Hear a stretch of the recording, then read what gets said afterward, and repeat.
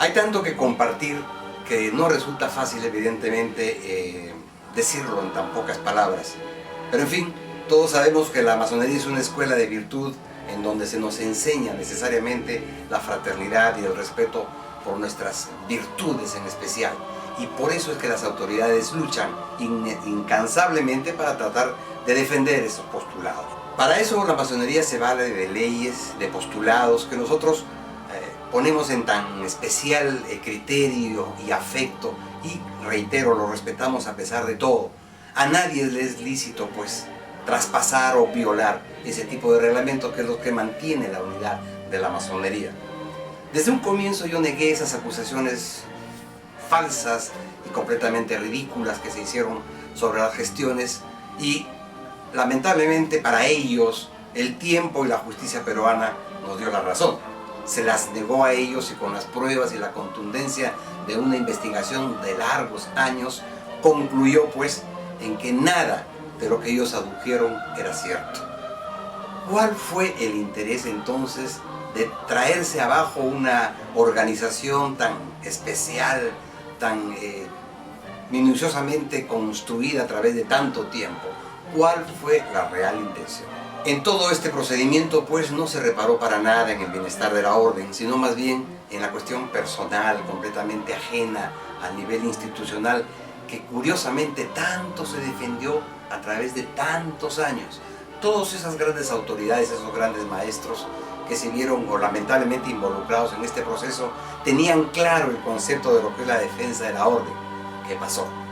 ¿Qué misterio realmente existe atrás de todo este resultado, como para que se haya echado pues a rodar en un aparato de destrucción, de autodestrucción, a una institución noble que aparentemente debe entre sus miembros primero evitar, exorcizar cualquier tipo de criterios que sean alimentados por el egoísmo, por el personalismo, por la vanidad? ¿Qué pasó? No lo sabemos realmente. Ustedes saben que la masonería, a través de nuestro gobierno, propició una regionalización que quedó perfectamente establecida. Fue esta propia regionalización y esta propia necesidad de regional, tantos años bloqueada, la que despertó a través de estas dificultades que se dieron a partir del año 98. Lamentablemente echaron a perder todo un planteamiento de trabajo. Pero fue esta la razón fundamental por la cual las logias que se apartaron pensaron en constituirse independientemente de una vez por todas como potencias paralelas, con todo el derecho que les daba su madurez, su libertad, su idea concreta de lo que es la fraternidad que ellos querían cultivar, lejos de donde la crisis, la oscuridad y el agravio se había hecho eco, había tomado posición irremediablemente de una fraternidad que hasta hace poco se vanagloriaba pues de su propio instinto. La masonería subsiste por la fraternidad entre sus miembros. Si ella desaparece, ¿qué se puede pretender entonces? Lo más delicado de todo esto fue la evidencia concreta, por lo menos digna de ser analizada, del pacto que se hizo con un organismo oscuro, negro, que en esos instantes asediaba, agobiaba toda la independencia institucional en el Perú. Ellos pactaron de alguna manera con los elementos que manejaban la política nacional para conseguir sus fines. Y eso fue cierto. Fue completamente cierto de que los resultados judiciales eran adversos a la propia lógica, a la realidad, porque había una presión lamentablemente notable de estas personas para poder conseguir sus oscuros fines. Lo curioso de todo es que se logró engañar a un aparato que aparentemente conocía mucho de engaños, porque se puso a la Gran Logia del Perú como un elemento de peligro para la reelección del entonces presidente de turno. Se dijo de que la masonería, a través de su candidato inmediato, de Ricardo Noriega Salaverry, podría mover un voto importantísimo de millones de personas, y que eso significaría un terrible peligro para las esperanzas de reelección presidencial.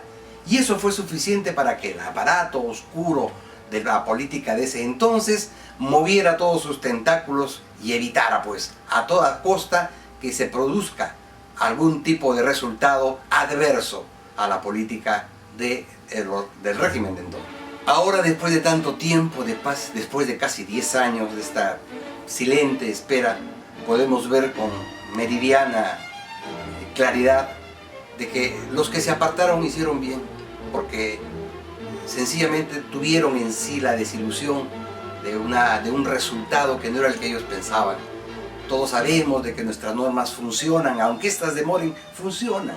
Y cualquier hermano acusado de este o otro delito deberá enfrentar tarde o temprano sus propias responsabilidades, pero dentro del seno de nuestra propia justicia, no saliendo a hacer demandas y juicios, a poner en peligro la institución, a negar la propia institucionalidad a través del derecho que ellos asumieron como válido de negar la existencia de la legislación, de la justicia masónica, como lo hicieron en su momento. Eso fue un golpe que evidentemente lastimó muchos sentimientos, y fueron esos sentimientos los que se apartaron justamente para evitar conflictos personales, conflictos de ellos mismos con sus propias creencias. Sin embargo, ahora el reto es reiniciar esa fraternidad que en algún punto se interrumpió.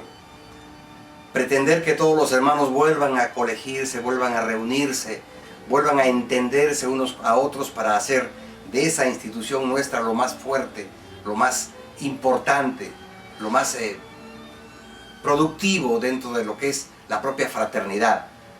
Tenemos que dejar de lado naturalmente cualquier rencilla. Nunca la hemos practicado, nunca la hemos sentido, pero lamentablemente es cierto que ha ido tomando ciertas preeminencias entre una y otras personas. Eso debe desaparecer definitivamente si queremos mirar hacia un futuro que nos llene de orgullo a todos nosotros. La realidad nos ha puesto frente al hecho de que los hermanos están viviendo en casas separadas. Así como los hijos dejan la casa del padre porque realizan sus sueños, crecen al amparo de su propia familia, ¿por qué no vemos así esta realidad? ¿Por qué no pensar que esos hermanos que se han apartado, que desean probablemente conservar esa autonomía, puedan ser respetados tal cual? Tenemos ejemplos en miles que están sucediendo en tantas partes del mundo. Ecuador, sencillamente, es uno de los más frescos y más ejemplarizadores. Existen pues muchos hermanos alejados de sus logias por causa de estas dificultades. Hermanos de una experiencia brillante, hermanos que necesitamos con una fuerza indiscutible. Hermanos que harán posible en un brevísimo plazo que las logias resurjan y que la unidad vuelva a formar parte de esa institución. Yo sé que los hermanos a cargo ahora podrían sentir que esto existe entre ellos, propiciando un divisionismo que no debe existir.